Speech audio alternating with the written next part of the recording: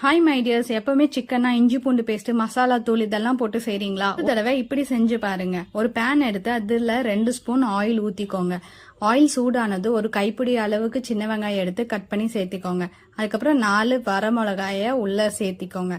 வெங்காயம் வணங்குற அளவுக்கு உப்பு போட்டு நல்லா வணக்கி விட்டுருங்க. வெங்காயம் நல்லா கலர் மாதிரி வந்த உடனே அதுல 1/4 கிலோ சிக்கனை உள்ள கொட்டி நல்லா ஒரு தடவை கலந்து விட்டுக்கோங்க. இந்த ஸ்டேஜ்ல சிக்கன் தண்ணி விடும். அந்த தண்ணியிலேயே கொஞ்சம் வேகட்டும். வரமிளகா தூள் போட்டு இந்த சிக்கனை நல்லா கலந்து விட்டுக்கோங்க. இப்ப 1/2 டீஸ்பூன் கல்லுப்பு போட்டு நல்லா கிளறி விட்டுட்டே இருங்க. சிக்கன் வேகிற அளவுக்கு தண்ணி ஊத்தி நல்லா சிக்கனை வேக விடுங்க. நான் ஒரு கீத்து தேங்காய் எடுத்து பல்லுப்பெல்லாம் கட் பண்ணி வச்சிருக்கேன். இந்த பல்லுப்பெல்லாம் கட் பண்ணி வச்சிருக்க தேங்காயை சிக்கனுக்குள்ள போட்டு நல்லா கலந்து விடுங்க. தண்ணி எல்லாம் சுண்டி நல்லா வறுவல் மாதிரி ரெடி ஆகணும். இந்த மாதிரி நீங்களும் வீட்டுல ட்ரை பண்ணி பாருங்க. இந்த மாதிரி இன்னும் நிறைய வீடியோஸ் பார்க்க நம்ம சேனலை சப்ஸ்கிரைப் பண்ணிக்கோங்க.